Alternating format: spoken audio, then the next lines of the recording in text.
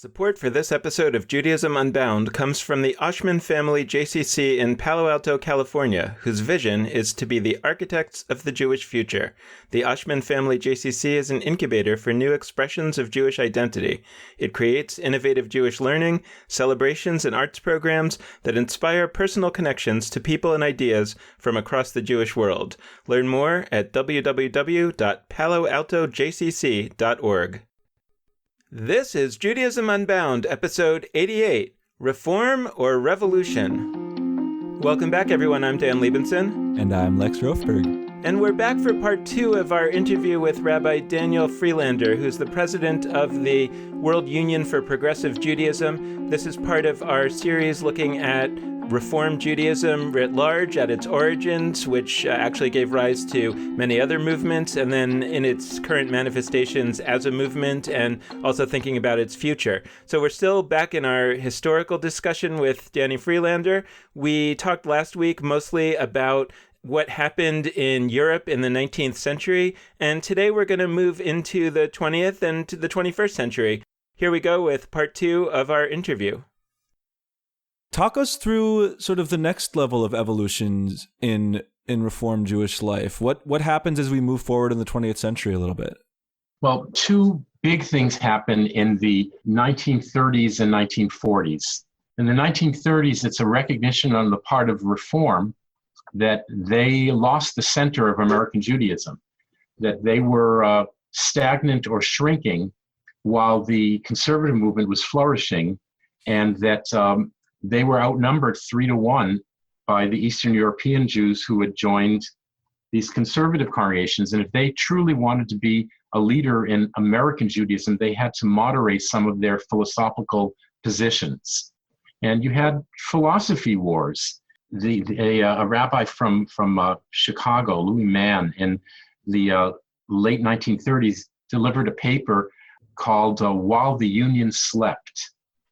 Basically accusing the funders of HUC, meaning the Union of American Hebrew Congregations, of sort of relegating all authority to the rabbinic school and the rabbinic body to shape American Judaism. He said, you're out of step with where Americans who are Jews are. And so you saw a whole bunch of changes happening in the late 1930s. That's the Columbus platform that you referred to. Which opens up Reform once again to peoplehood, to community participation, which lowers the barrier between the bima and the pew, which allows for far more engagement of lay leaders. And this is a philosophical shift that takes place. The second thing that happens is the Holocaust in the early 1940s, and an awareness that this break between Eastern European and German Jews is just a lot of bull.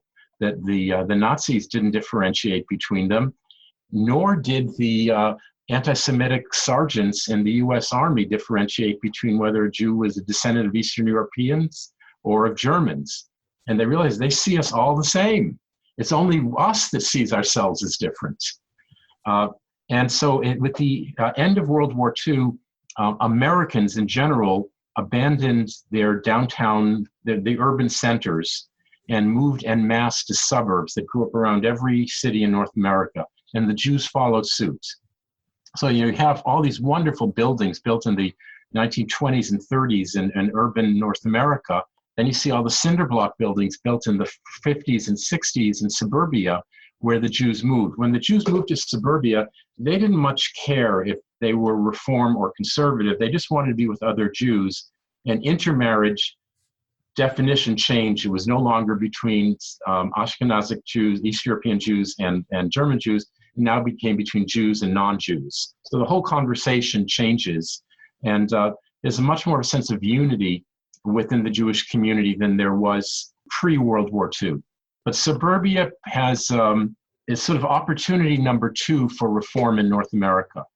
And just like the urban congregations did in the 1870s and 80s, and built these edifices that were the leading community centers of their communities, the non-German, these mixes of Eastern European and German Jews who create suburban congregations, create, again, synagogues that look exactly like all the public buildings, like the public libraries and the public schools and the police departments and the city halls. They build their own cinder block buildings with large social halls and small sanctuaries, because they realize finally the Jews don't show up on Shabbat to the numbers they do on high holidays, with huge religious school wings, which the pre-World War II congregations didn't have, because they realized they had to educate their children in Judaism and Hebrew.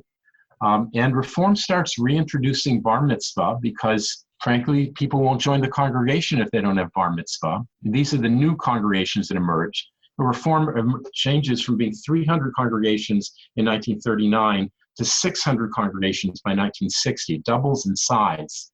And these new congregations, I call them the Phase 2 American Reform congregations, all have bar mitzvah from the very beginning, all have women in ritual roles and governance roles in their congregations from the very beginning, all introduce Hebrew into their religious school curriculum from the beginning. These are all like mega changes.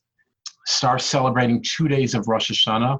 They start introducing a cantor, which was unknown in Reform congregations pre-World War II. In other words, if the congregants grew up having a cantor and they want to have a cantor, okay, so we'll have a cantor instead of a non-Jewish choir.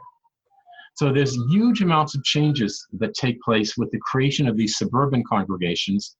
And slowly but surely, the large urban congregations in most cities move to the edges of suburbia as well.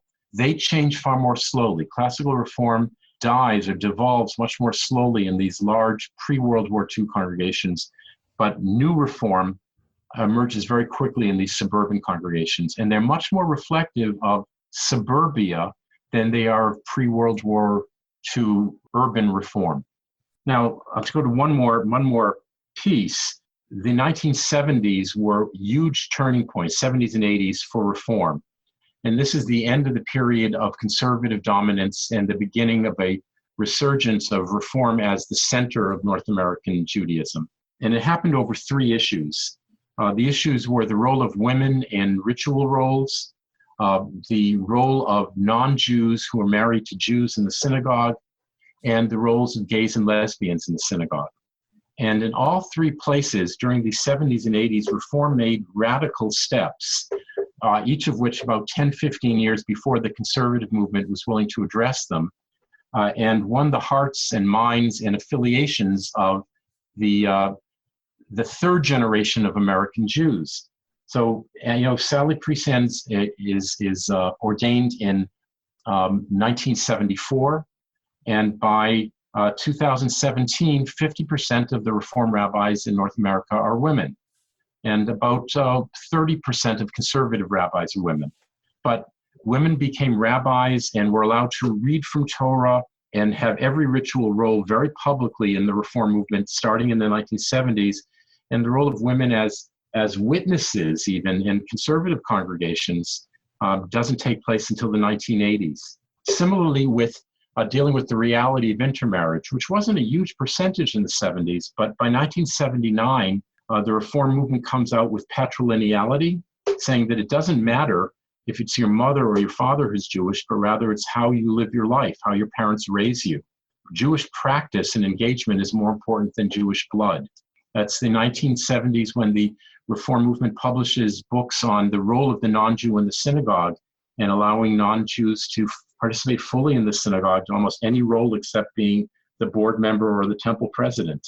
And finally, in the 1980s, at the same time the AIDS crisis is happening, the Reform movement finally goes on record saying, yes, gays and lesbians can be rabbis or cantors, can be present in congregations, have equal rights in our congregations, and that separate but equal is not an acceptable position for Reform. Now, all 3 of those resonated with the baby boomers who were the dominant force of members in the 70s, 80s, and 90s. If you grew up in a conservative congregation in the 60s and went to Ramah and you knew how to chant Torah as well as anyone else, and you go back to your conservative congregation after college in the 1970s, and you're not even counted in the minyan, you're insulted. Or if you're the chairperson of a conservative congregation's committee and your kid marries a non-Jew and wants to be a member of your congregation, you can't even have the wedding announced in your conservative congregation. There's such ambivalence about this.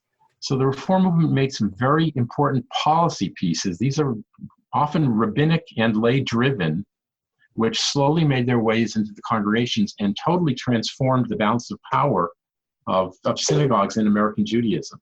The other two changes, one has to do with Israel, where during the 70s and 80s, the Reform movement shed its ambivalence towards nationalism. And don't forget, it was anti-Zionist in the 1880s, 1890s, because we believed that Washington was our Jerusalem. The Columbus Platform and post-67 war pushes all of that aside, and Reform Jews universally become pro-Israel, pro-Zionist, and shake off all of the anti-Zionist past. And it's the beginning of Reform Kibbutzim in Israel and Hebrew Union College requiring all rabbinic students to spend a year in Israel. So it's a beginning of a big change there. And the third change has to do with worship, where during the 70s and 80s, the Reform movement finally shook off the formality of classical reform by introducing new styles of music, new levels of congregational singing, a new sidurim, which have transliteration in them, much more informal style of worship, reintroduction of ritual all over the place. You know, men and women wear kippot and talitot. But the whole feel of worship services changed radically from the mid-70s to the late 80s. But the music change, I think, had a really huge piece of that. And that was part of my personal history. Now that we've gone through over 150 years of Reform Jewish history, from the early 1800s all the way through the 80s, I've often looked to the classical Reform period, the radical Reform period, of voices in the Reform world who are really putting forth totally new ideas. I've looked at this period in American Jewish history as really something that should be a model for us today. The ways in which so many questions were just opened up and different voices tried different things. You talked about Einhorn with this prayer book, Mayor Wise with this prayer book. There's voices all over the place. Zionism, anti-Zionism are huge questions. There's huge mega conversations and strong voices in multiple positionalities on all these issues. And I want to think about, like, what was it that they sort of captured in that time period? Why was this happening? Why were all of these voices so open and interested in really playing around with Judaism in new ways to the point that we have such drastic shifts in a short time? Is it just that it was an accident of history and that, you know, we had some immigration waves and all this? Or was there something that they bottled up that made this possible? Because I'd like to bottle that up today and figure out how we do that now. It's a really interesting question. First of all, we have perspective of 100 years looking back at these people. Okay, so we can see their collective writings, and it's not clear to me that they were as influential in their own time as they are historically. My classic example is Isaac Mayer Wise, who was an institution builder more than he was a thinker. So I find that part of its history. The other one is who controls the media. And Wise had his own newsletter, the American Israelites, and Einhorn had his own newspaper. And whoever controls what you read has a big influence. You know, the people who are thinking other things but aren't publishing or aren't getting seen.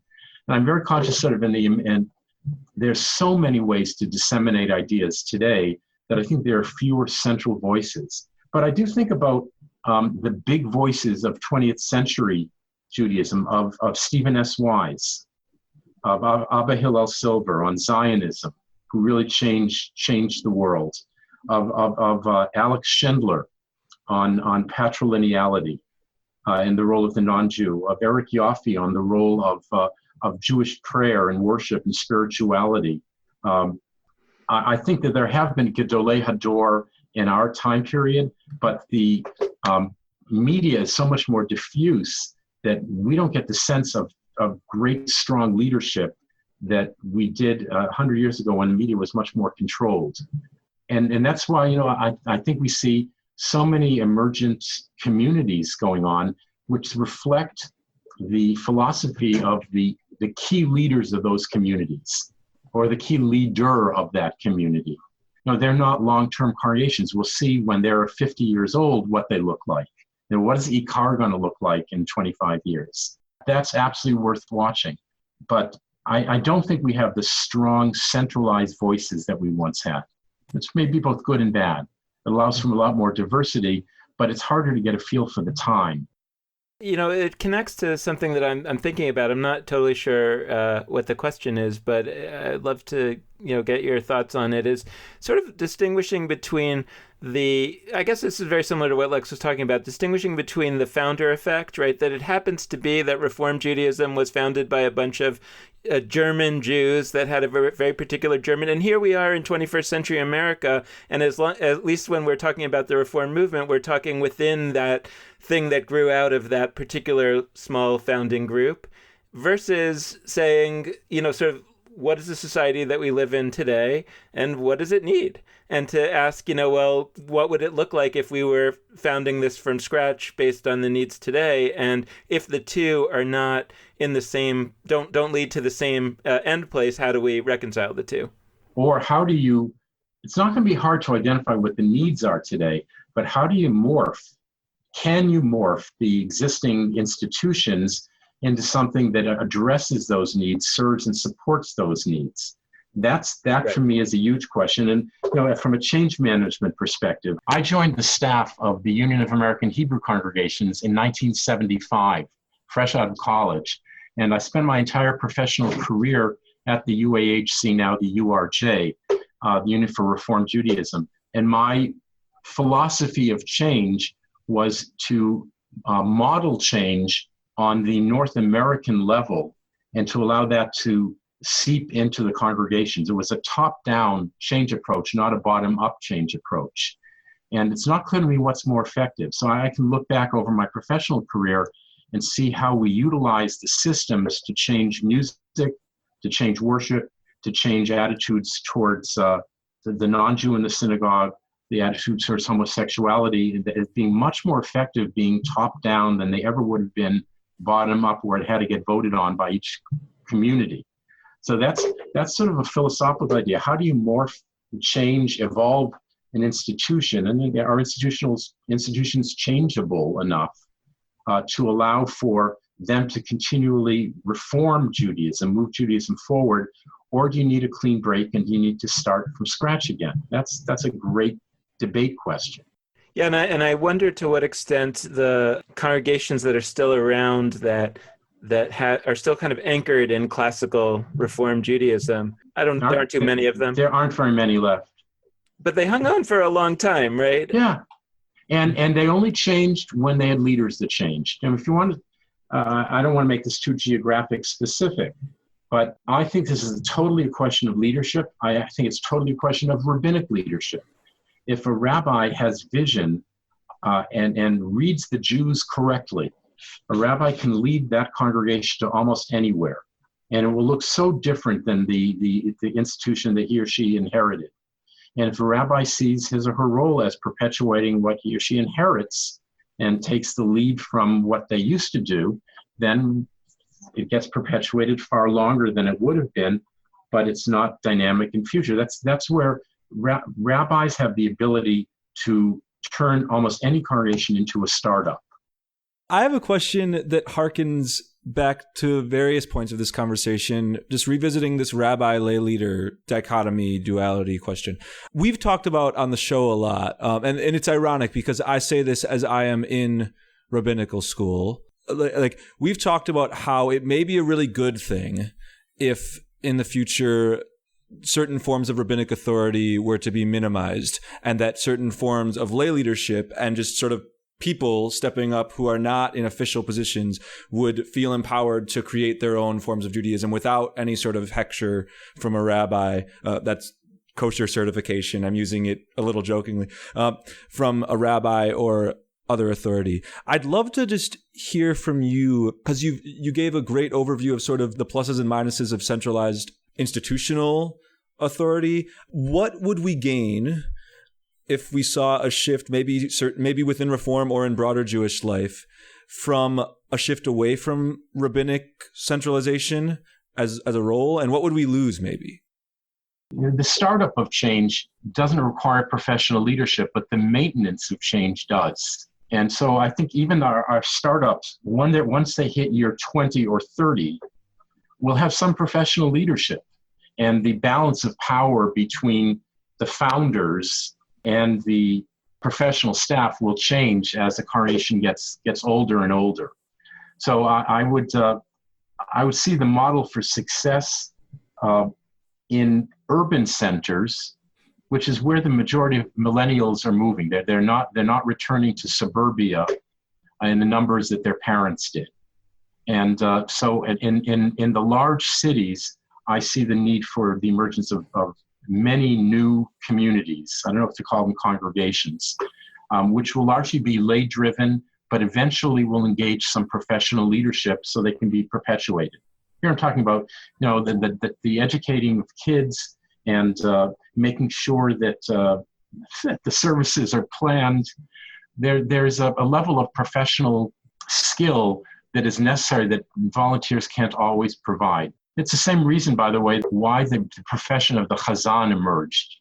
And the Chazan HaKnesset was initially the person who came to services most often, who they started paying to light the fire in the morning and unlock the door, so that when the Jews came in to pray, they didn't have to start up the fire. The word Chazan started becoming a musical term because he was the person who was there all the time and would start even if everyone else was late.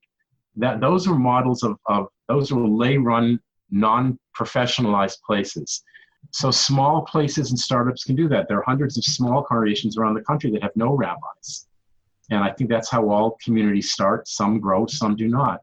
But I really believe long-term that professional leaders will be needed to sustain and grow those places in urban centers. I want to talk differently, however, about suburbia. And the big mistake of American Judaism in the 1950s, 60s, 70s, 80s, 90s was a belief that we had left the cities for good. And we closed down all these synagogues in the urban centers and overbuilt very expensive buildings in suburbia that we still have to heat and air condition and pay off the mortgage. And we don't have a next generation of Jews moving there. And what's going to become of those synagogues? Those are the ones that have to morph very quickly. That if those synagogues don't figure out how to appeal to the millennials and to become next generation synagogues, they will die very quickly. I've been thinking a lot lately about the idea that let's say the period between the 50s and the 80s is best thought of as a bubble in Jewish communal life, right? That meaning, in part that the aspect of the bubble is the overbuilding in the suburbs because of a belief that this was a permanent situation. And the question is, what happens when the bubble bursts? Do you try to sort of maintain all the institutions, or do you sort of go back to sort of a right sizing that has to do with a more natural growth pace, outside of the bubble? And what would that look like? And obviously this goes to the question, it connects to the question that you were just talking about in terms of the relationship between professionals and lay people and startups and everything. It's just that, how do we think about reform, right? Because and it also goes back to this question that I'm trying to get at about the philosophy versus the practical living of reform, because at least philosophically, right, I've always understood reform to be, and it's often talked about, it's reform is a process. Reform doesn't represent a particular way of practicing Judaism. But yet the reality, just like in every organization, in every way of human life, not just religion, that once, like you say, once things start getting going, you kind of have to organize, professionalize, buy real estate. But you don't have to stay the same. I think about my marriage. I think about my family. It's evolved enormously. Mm-hmm. There's still certain norms, but boy, our lifestyles are not at all similar today to where they were when I first got married. Mm-hmm. So I think we as human beings are constantly evolving and reforming ourselves, and I think it's harmful to us if we take a snapshot of one time period and think that's the way it's always been and always will be. My wife is just retiring after 36 years as a congregational rabbi, and I like history, so I'm very conscious of what we inherited when we moved into that community and what it looks like now. And that's a long time, 36 years. There's almost no overlap in people, and there's almost no overlap in culture. It's so totally different. So I just have to be very careful and just recognize that synagogues, congregations, communities are living dynamisms and keep evolving, and only bad leadership can keep it from evolving. Yeah. So I have a question. So about music, we haven't talked much about music on our podcast, and we may need to do that as a whole other talk, because that was my first life. So sure, yeah. I know. I was mentioning to Dan before we started the call with you that I sang your Lo Alecha at my college graduation. So I definitely know. Well, and my yichus today, someone sent me a YouTube clip of Ben Platt singing Shalom Rav. Wow. I saw that. Which I sent to my kids. That was cred in their mind. Yeah. For those who aren't familiar, Ben Platt is a recent Tony Award winner and also star of Pitch Perfect. Google him. He's great. Yeah. But I bring it up because I think, so we haven't spoken much about music in the past on the podcast. And I think that its role both I think music, more than we realize, actually in and of itself, obviously we can talk about evolutions in Reform music. We can talk about sort of high Protestant style eras or we could talk about Debbie Friedman coming in. We could talk about now today shifts to really interesting newer forms riffing on that. But less than like the specifics of Reform Jewish music, I'm more interested in like the role that music can play in creating some of the broader shifts, because you mentioned this before. Like we saw in Reform a big shift from, decorum and sometimes I would say in some congregations maybe even silence by and no talking to clapping and I think part of that is that you've got guitars in the room and you've got a vibe that the music is very much creating that reality and not only a product of it. And since you are also a musician and we've got you here, I'd love to just hear from you sort of the role that you think music plays in Jewish life and religious life and why it's important to talk about in a context of like the future of Judaism or religion. So I think music reflects the time period in which it's written. If you think about the classical Reform period or even the moderate Reform period, the music that motivated the Jews of that time period was opera, was symphony, the stuff they go to listen to. That was their pop music. And so you get Schubert writing, and at the same time you get Lewandowski and Sulzer writing. Why is the Shema in 3/4 Shema Yisrael Adonai? Because he lived in Vienna, and what kind of music was being written in Vienna? Waltzes. It's all the same time period. So Jews like music that sounds like what they like to listen to on the radio, even before there were radios, what they like to listen to in the symphony hall. That's one whole lens. You just have to accept that's what folk music is, whatever the folk want to listen to. The other thing is what spiritually motivates you. And some people, it's a sense of awe. You go into a big space and you hear this ethereal music and you listen to it and it creates this moment. And to other people, it's intimacy. You're with people with your arms around them and you're singing together and you're not listening so much to what's happening on the stage, but rather the stage is facilitating, is pulling out of you a sense of religiosity. They're two radically different, awe and intimacy are two radically different kinds of spirituality.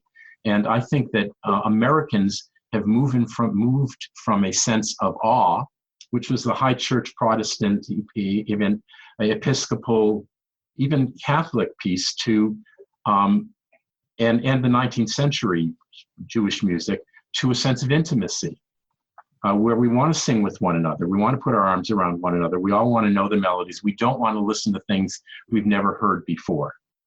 That change has taken place in the Catholic Church. That's the advent of bands in the Protestant Church. That's the advent of keyboards and guitars. And to the Reform movement, the organ has become a symbol of a different style of music. Think about the great age of Chazanut, which used organs. The great conservative congregations in the Northeast were all built with organs in the teens and the 20s, so that they could have their Saturday night and pre-Kabbalat Shabbat and Sunday concerts of their great cantors. So there was people loved to listen to the cantors. They didn't like to sing along with the cantors. They listened to them. Our whole musical aesthetic is different now, and we don't like to listen. We like we like short sound bites, 8 measures that we can all learn and repeat as the chorus over and over, and that makes us feel a part of the community. So music is absolutely crucial to building community, to sustaining community, to making the community feel interesting. There's nothing more Jewish, there's nothing particularly Jewish about music at any age of Jewish history, at any stage of Jewish history. There's no melody that's any more Jewish than any other. Jewish music is what motivates Jews to express their Jewishness in a communal setting. It's a means to an end. It's not the end piece itself. And yet, right, you go around and people will say, oh, the great thing about Judaism is you can walk into any synagogue in the world and you can sort of know the tunes and whatever. And it's not true, but there's a mythology of that. And I guess it comes back to this question that I mean, the reason why we're exploring Reform Judaism in particular, I think, is because, at least to my mind, it both offers, because of its philosophy and its history, it both offers the opportunity to be the host of innovation, right? Because it's open to it. And also is where you can see, though, some of the human nature play out, where you're in a Reform synagogue and people are fighting over, some people want the old tunes and some people want the new tunes, right? And that's human nature. And how do you navigate the maintenance of the philosophy and the openness of Reform with the human nature of wanting to conserve? Well, but if Reform is truly on target, Reform is that meeting point between the culture that we live in and our inherited tradition, and our constant desire to reconcile the two, not to reject either one of them. Say, I'm living in America in the 21st century, and I'm a firm participant in the Jewish people and the Jewish belief system, and how do I make them coexist, because I'm not willing to choose one or the other. And that piece keeps moving. It was very different in the 50s or the 70s or the 90s than it is now. And it has to keep shifting. Those are the debates. Anyone that debates that this is the true Jewish way of doing things, that's a losing proposition. Okay, you can go to the Haredi community and see how many centuries that can get perpetuated. But all the rest of us are living at this intersection. And healthy Reform Judaism, that intersection just keeps looking a little bit different and keeps moving. And you get radical innovation that happens, but when the two real meet, that's healthy Reform Judaism.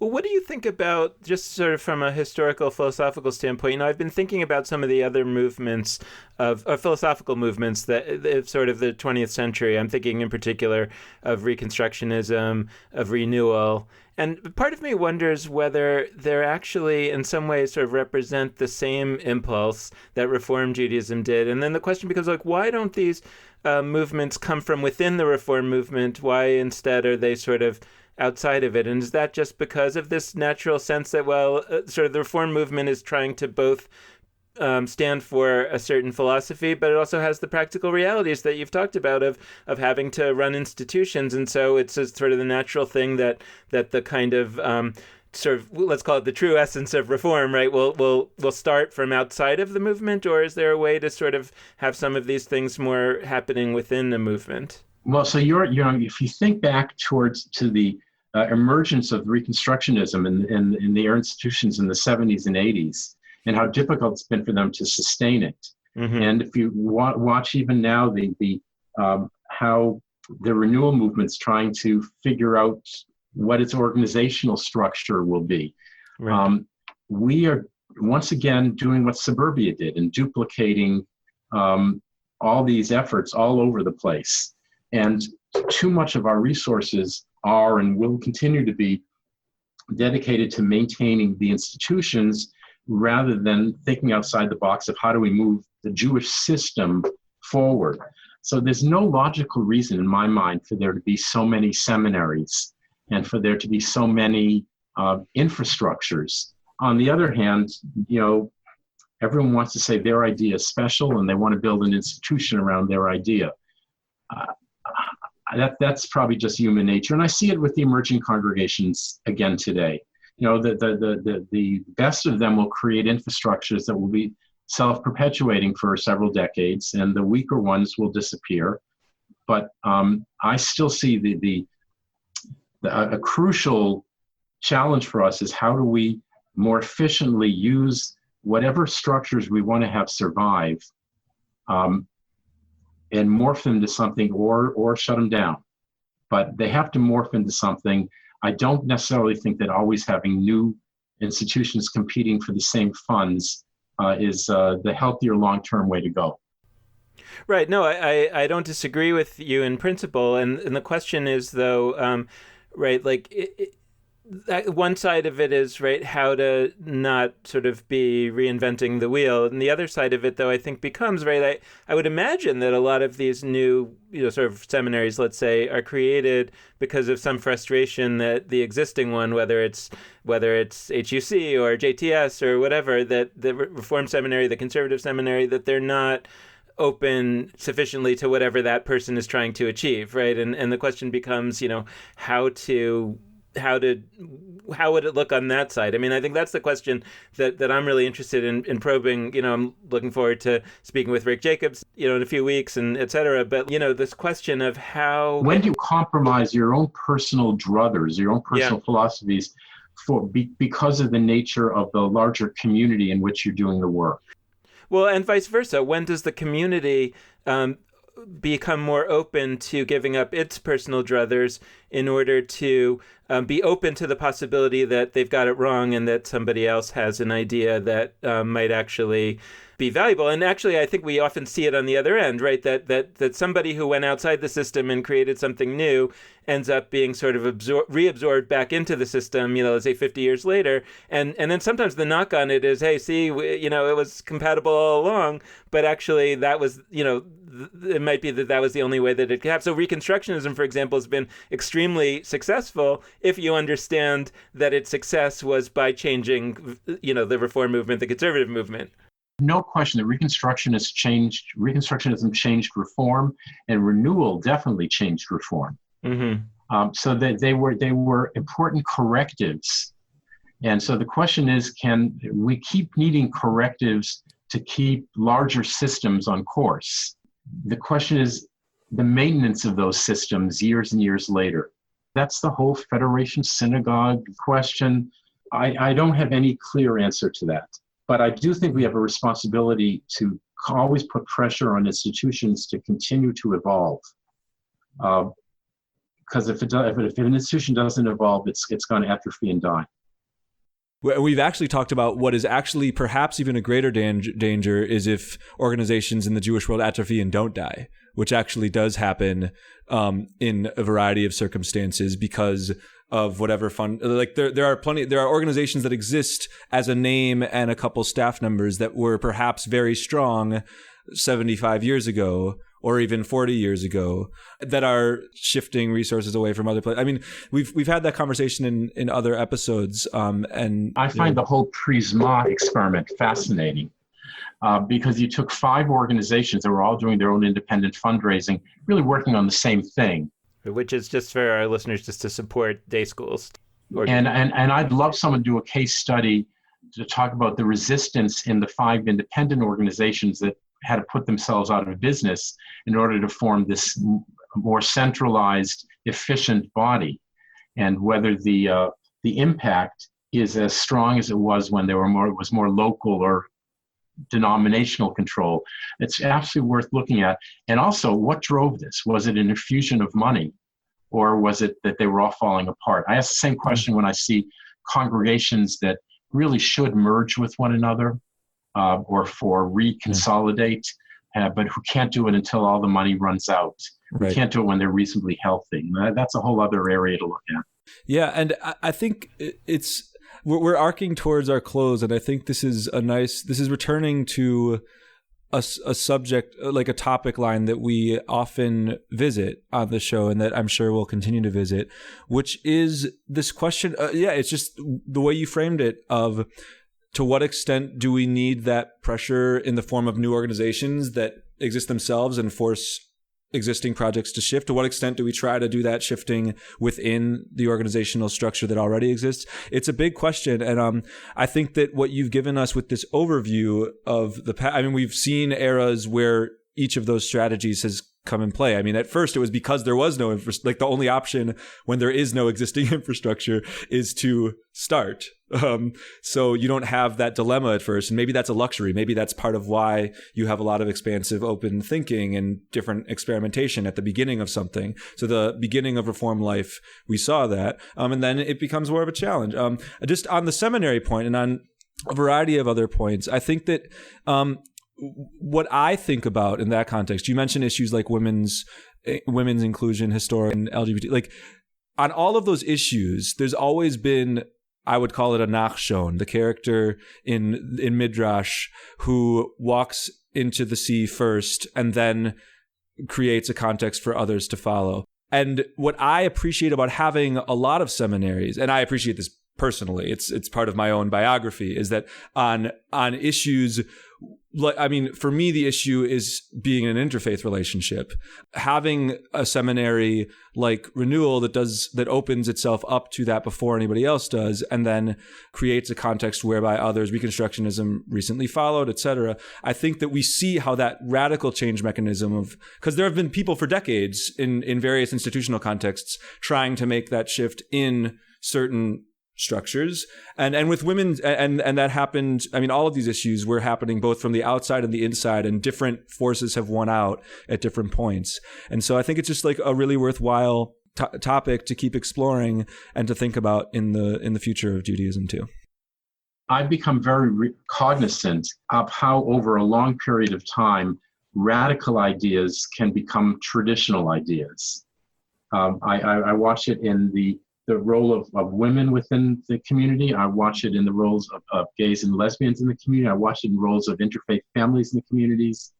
And my personal life, I watch in the role of music within our community, that the most radical things that I participated in the 1970s are now exceptionally mainstream. And others that just insisted on maintaining things the way they were are not the new mainstream.